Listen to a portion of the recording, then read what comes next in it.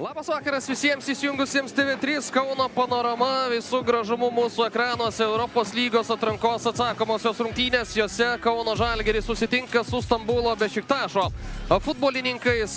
Pirmosios rungtynės buvo nesėkmingos Stambule. Daug Kauno Žalgirio komandos žaidėjų.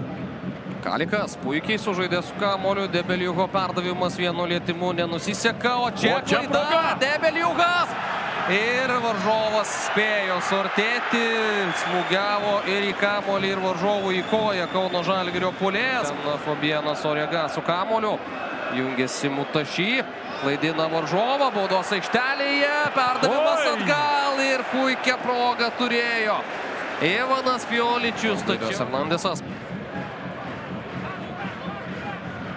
Dar kartą keliamas kamuolys, šį kartą jau smagiau, viskas buvo Bešiktašui, bet... 8 milijonus eurų už jį sumokėjo Bešiktašas, Mutašy čia klysta.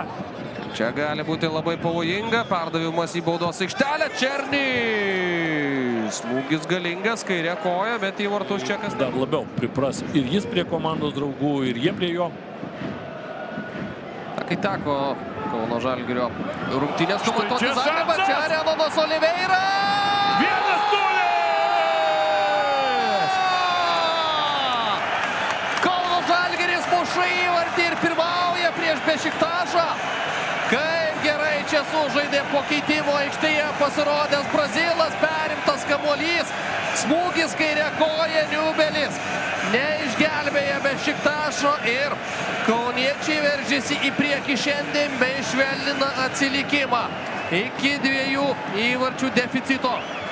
Renanas Oliveira tik tai atvykęs į Kauno Žalgirio komandą mušė Lietuvos aukščiausioje lygoje, mušė į Transilvest vartus, mušė po to į Panevėžio vartus, dabar beveik 2 mėnesiai tylos ir pagaliau ta tyla yra nutraukiama. Brazilas fantastiškai pasinaudojo varžovų klaidelę. Pastaruoju metu nemuša jau kurį laiką.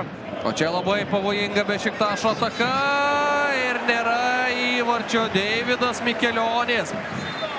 Blokuotas buvo varžovų smūgis, bet tęsia ataką Bešiktašas. Kamuolys baudos aikštelėje, Ohas, smūgis pažemė ir Mikelionis. Vėl ramiai bei užtikrintai. Varžovai atliko 12 smūgių ir 4 kartais stačiakampį pataikė, bet taip ir nepasižymėjo šiose rungtynėse. Ir tai yra viskas. Kauno Žalgiris iškovoja pergalę, taip pralaimi.